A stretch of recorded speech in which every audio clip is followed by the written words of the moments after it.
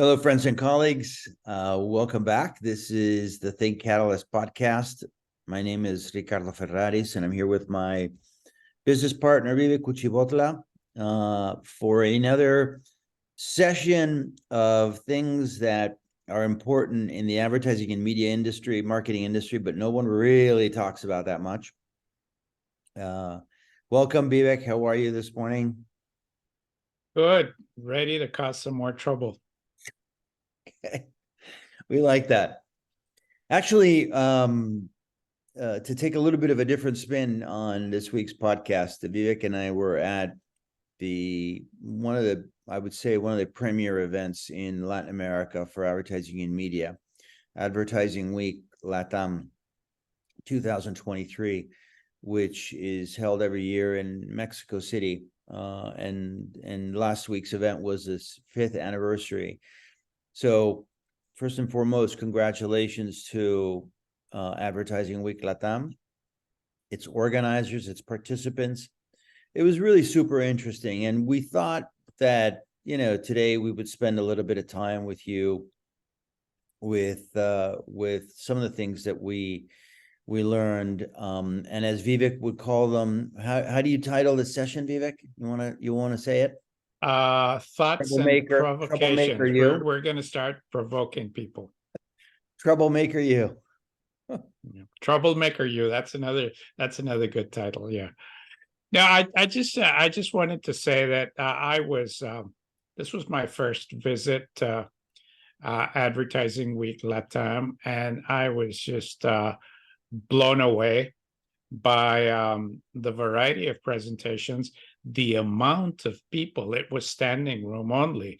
I mean, the first day we got there, we had to park like, I don't know, half a kilometer away from the event because it was so jam-packed. There wasn't any place to park the car. So very impressed. I think they absolutely just knocked it out of the park. So congratulations.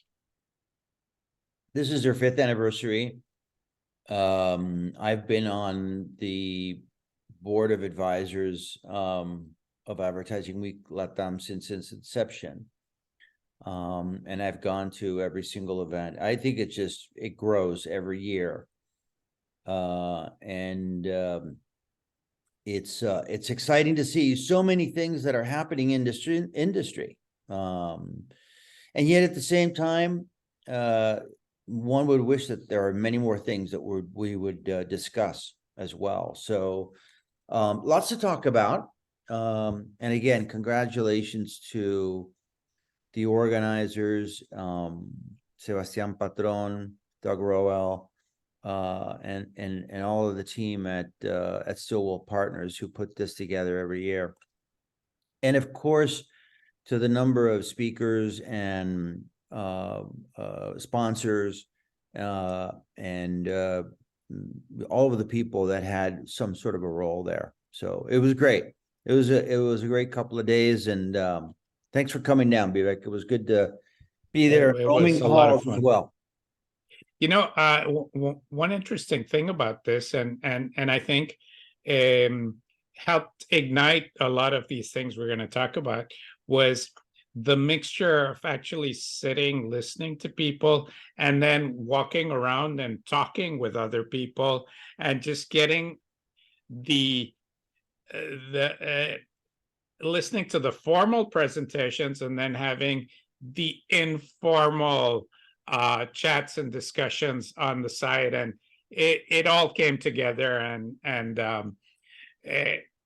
provoked these thought starters, these points we're going to talk about in the podcast.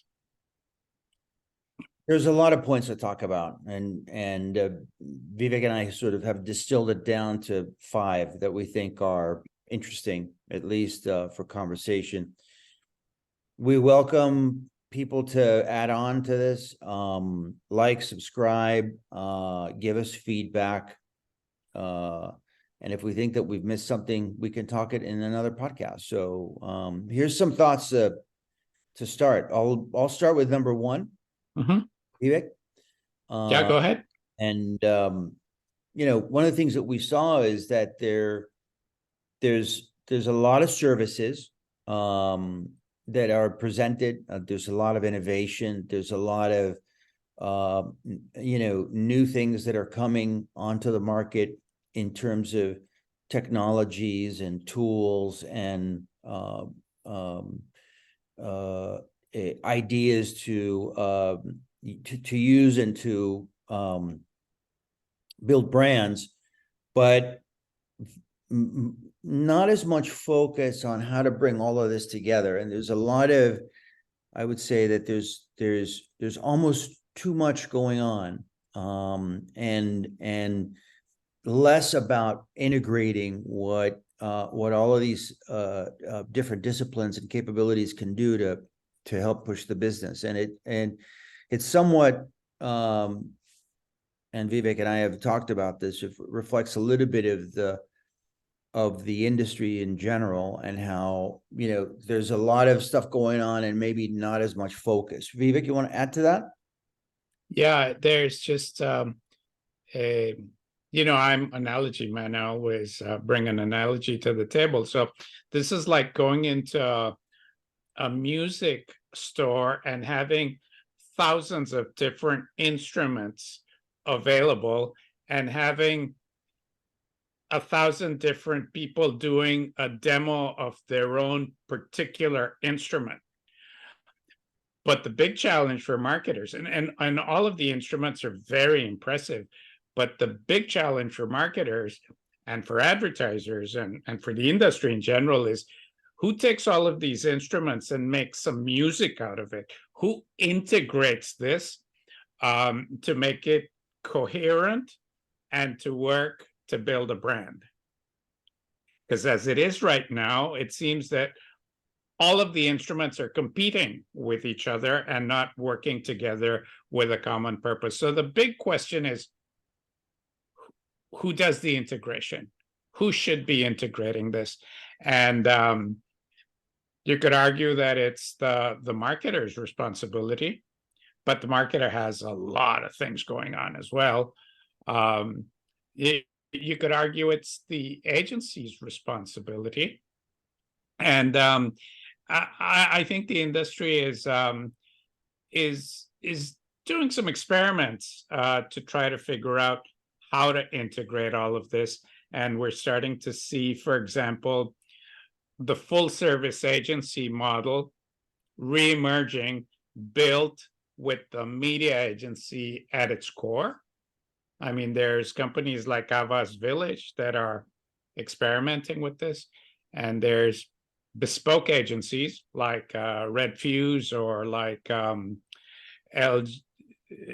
Global Team Blue, not LGB, that used to be the old name, Global Team Blue for Ford, that bring together all the services in the agency and offer them to the client. So the big question is, who does it? Who will do it best? What's the integrator going to look like in the future? Do we make sense of all of it too? I mean, in terms of going to market and supporting their strategies. Just having a bunch of services. If a marketer just does a little bit of this and a little bit of that and a little bit of something else, it can go wrong pretty quickly. There has to be some cohesiveness in the efforts of all of these disciplines. Otherwise, it's not going to work. Big question for the industry. Yeah, it is. Point two, you want to hit it? Yeah, this is one of my favorite hobby horses. I walked around for 2 days, very impressed, but also saying, I'm looking for something, some presentation that doesn't talk about data, audiences, and AI, because everything was talking about that. But no one was talking about ideas, big ideas. And it's my belief that brands are built with big ideas. I don't believe a brand can be built without a big idea. So the question is, where are the big ideas? And to be honest, there was no area, there was no focus on ideas. And I find that to be a little bit troublesome. I don't know what your take was. Yeah, I noticed that too. And I think the importance of discussing this is because it can help actually integrate a lot of the different disciplines together. And it brings together, the real focus on what the business needs to do, right? Big ideas are driven by a positioning. They drive brand equities. There's a lot of benefits to having this clarity, a strategic clarity of where we want to take the business going forward. And it's driven by 2, 3, 4 words tops almost, which help make it easy to understand, make it attractive to the consumer to understand. And again, a clarification of where we need to go. And then from there, the road is a lot easier to define, and what we bring on to, in terms of capabilities, in terms of technologies, in terms of innovation, we bring it on and we make it part of the plan. Again, very focused on that direction, on that north. Well, to the previous point about who is going to do the integration, well, one of the agents of integration is the big idea. And I'll give you an example. One of my favorite big ideas is Mercedes-Benz, the best or nothing. And when you say the best or nothing, you could be talking about spark plugs or tires from a manufacturing aspect. You could be talking about experiences from a showroom, or from when you sit in the car aspect. You could be talking about the use of media, or you could be talking about what the consumer of Mercedes wants to project to the world, because typically the consumer of Mercedes is proud of his success and he wants to let the world know he's made it. And the best way that he can do that is by choosing the best or nothing. So those 3 or 4 words provide direction for manufacturing, for marketing, for advertising, for media selection, and are extremely attractive and persuasive to your consumer. So that's where the magic happens, with the big idea. That's why we need the big ideas. I don't believe that you can build a brand. I said it before, I'll say it again, without big ideas. Well, you gave one example, and there's many examples of very successful brands. As marketers, we know them when they are very, very focused on the offering, the proposition, and the value that they deliver. So we can go on forever. There's lots of brands: Nike, Apple, even McDonald's, which is a client that we've spoke about. The more focused they are, the much more successful they are, because the consumer has clarity in terms of what they offer. So it takes a complex product and simplifies it, right, and makes it attractive to a consumer. Right. That is the value of an idea. Point 3, I'll take this one because Mhm. well, both you and I are very passionate about this, but let's talk about talent, and let's talk about the different people that we saw at Advertising Week LATAM. And I thought, I thought it was super interesting. I mean, just sitting there and observing, who was there, and you start to understand a lot of things and where they are. And there seems to be, a number of different camps, but certainly a lot more young people attending the event, people who are driven by digital technologies, driven by a lot of the new products, a lot of the new platforms. And then on the other side, it seemed like there are professionals that are still in the realm of where they were 20, 25 years ago, 30 years ago, with more traditional disciplines, more traditional products and services, and maybe the sun setting there, as hard to say that, but a group of people that maybe aren't really with it anymore, and there is that happens. A lot of technologies that are around now won't be around in a few short years, and we will have a lot of different ways to interact and connect with consumers, but maybe not things that we were using now or we were using 10 years ago. But I think what the old guys bring to the party is a better understanding, a deeper understanding of ideas, and the sense that brands take time to build. And I think what the young digital hotshots are lacking are those two things. When I say lacking, I wish they knew more about it. Let me put it like that. The fact that, again, we talked about big ideas just a second ago. So it's not all about activities. It's about a program, a coherent program. And so I wish the digital hotshots would know a little bit more about ideas and brand building and the time horizon that it typically takes to build a brand. It doesn't happen in 3 months. It doesn't happen in 6 months. It takes time. So my thought is, and I understand that the sun is setting on a bunch of people, but their skill set is valuable.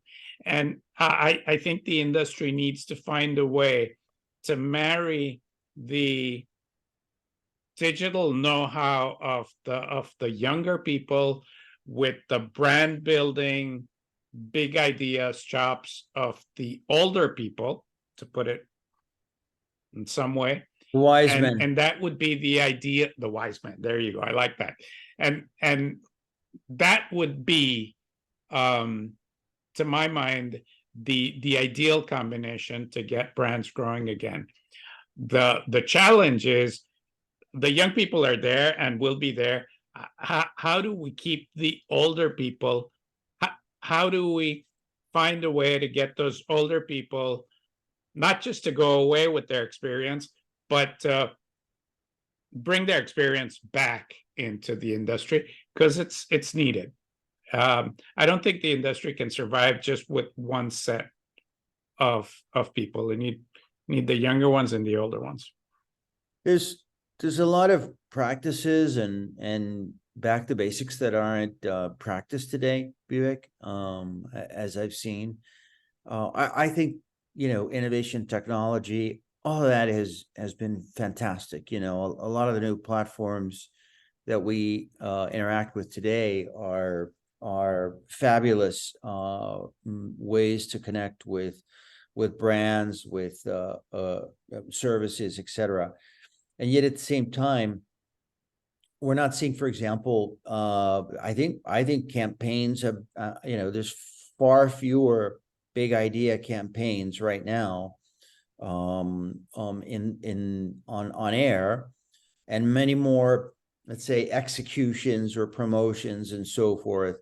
When in the end, successful brands and services do well when they have a big idea, which is what we were talking about earlier. But this comes driven by the talent that works on the business and is in charge of building businesses. I say this, by the way, It's valid in the ad business with agencies, it's with the media, and it's also with marketers. This is a large conversation that involves everyone, and not just one particular segment of professionals. So hugely. The advertising industry is obsessed with youth. But I think they should. There's also something to be said about the wisdom of the knowledge and the wisdom that comes with experience of older people. We need to bring both of those things together. All right. You want to take on the next one? Yeah, this is an interesting one, controversial one, and maybe can be interpreted in some sense as being a sad one. There seems to be a split in the industry, and there seems to be two groups emerging in the industry. One group are the people who are in growing, exciting segments of the industry, and these people basically have the world in their hands right now. And then there's another segment of the industry that is in categories in segments that are contracting, and you could even say that they're on the verge of dying, right? And this group of people, when you speak with them, there's a sense of impending doom, right? And it's very noticeable. And I guess that's just the way of the world. I mean, we're dealing with creative destruction in progress, or this is the Darwinian nature of business. But I just wanted to comment on it because it was so noticeable in Adweek, and I'm sure it would be equally as noticeable in any other industry event related to the advertising industry, because this is something that's happening in advertising. So just wanted to throw that out there, for better or worse, it's there. I would just add that I think that this is also a result of the sped up process of change that we're experiencing, again, all over the world, and with many different industries. And I think the marketing, communications, and agency business and industries are feeling the same. The advancements have been huge. And yet at the same time, we need to bring, the basics and the fundamentals back into the processes that allow us to, I think, be more successful. So, if you think about it, let's go into another example right now. Product differentiation now is much harder to achieve. And so everything is now parity, right? Everything is now parity. And the same thing is happening with a lot of the services. How do we make really that difference, and provoke it? And how do we bring back some of the old practices, or the practices that have worked consistently over the years, to make sure that new technologies and new innovation and new platforms work much more properly and much more effectively. So very interesting. Yeah. Mm-hmm. The last point that we'll discuss today is a curious one. I think it's an interesting one because the communications marketing agency business and industry is facing a lot of issues that really haven't been discussed and brought to the table. We know of a number of them. We face them in our business, but we see it, as it relates to, processes, how agencies and marketers work together. The pitching process, when soliciting new business or putting up business for review. Compensation is a big concern. There's been so much focus on driving down costs that has actually affected the quality of the talent that we see in the business. So quite a number of things that I think would be interesting to discuss, more openly in some of these forums. Your thoughts? I think these are what I would call fundamentals, blocking and tackling issues that if they're not right, nothing else is going to work. So we really need things as basic as compensation and as talent development and retaining talent and providing talent a path to grow and stay in the industry. All of these things are building blocks, and if we don't have that, it doesn't really matter if we can do artificial intelligence or large language modeling or all those, state-of-the-art technologies. We need to get the basics right. And as an industry, we never talk about it. These are things that people will talk about in confidence over a couple of beers, but they need to be put on the table in industry forums. They need to be talked about. They need to be fixed, because if we don't fix them, the industry is, in my opinion, exaggerating only slightly, is going to collapse. And there's very serious issues. They're very absolutely. When compensation is driven down to a ridiculously low number, and that happens, one has to ask themselves the question, what is the consequence of this? What will come out of this, right? How do we support what we're doing and our partners when, our focus is to drive 5% savings every year, for example?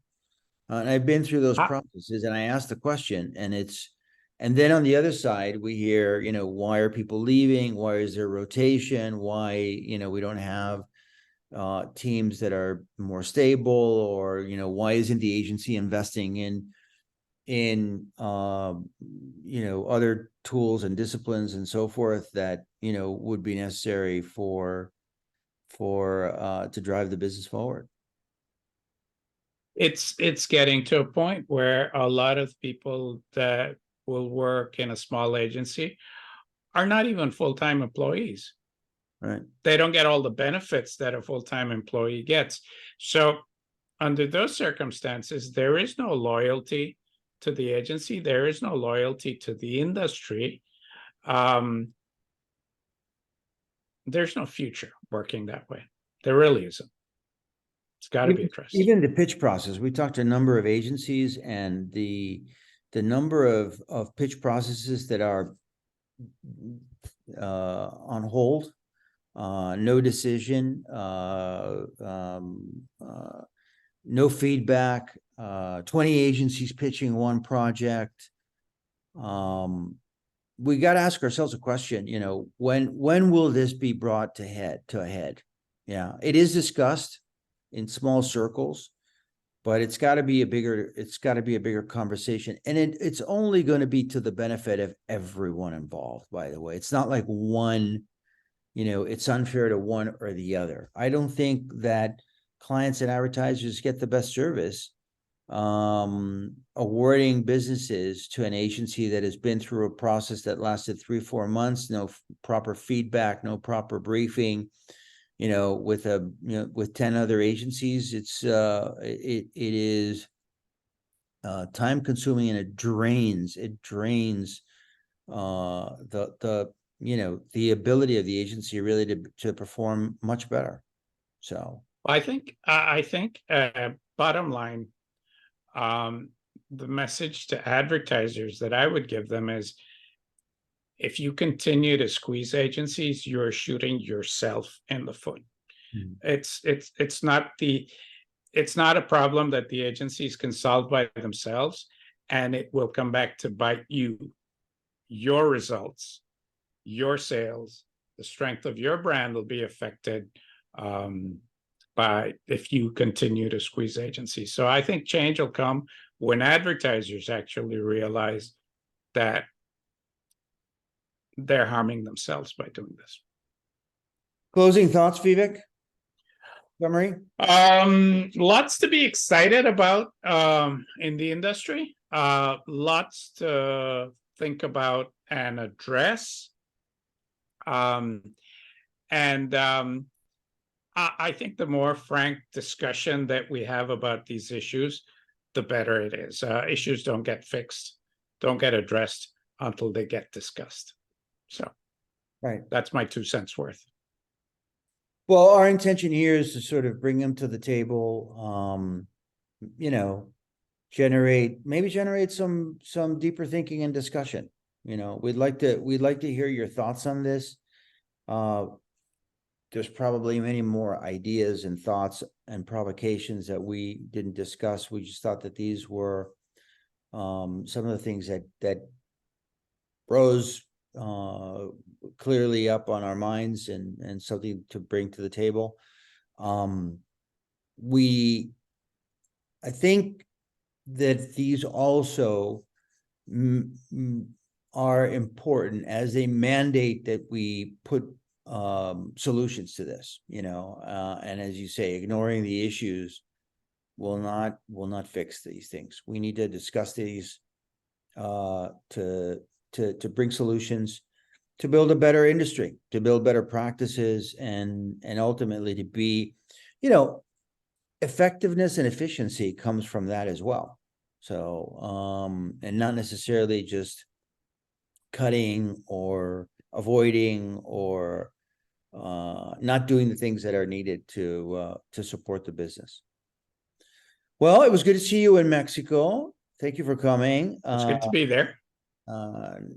We'll do this again. This is certainly an event I encourage. If you haven't been to Advertising Week LATAM or any of their events, because they have the events globally in Tokyo and London and New York, I would encourage you to go to them. Highly engaging with a number of topics, and I think hopefully we'll see some of the things that we've observed as part of the conversations next year. So and we are intimately involved with giving the management team suggestions on how to improve. So good to see you, Vivek. Thanks for coming down. We met a lot of people, a lot of good friends, we made a few new acquaintances, but a lot of friends and colleagues and professionals that we've known for many years, and it's good to see them participating in these as well. I'd like to add one thing to all the people who were at Ad Week and all the people we spoke to. Let us know what you thought. Maybe there's things you saw that we didn't see. Maybe you don't agree with some of the things we were saying. Maybe you'd like to expand on some of the points that we're talking about. Let us know. Give us your comments, give us your likes, give us your shares, give us your disagreements if you want. Challenge us. It's all good. It'll only help to make the industry better. Thank you for joining us today, and we look forward to seeing you again and joining us in future podcasts. We have many topics to talk about. Vivek and I are involved in numerous projects and numerous activities that I think are very interesting and very beneficial to the industry and to marketers and to agencies. So we hope to see you participate in the future. And for this time around, Goodbye and see you soon. We'll be back soon. Take care.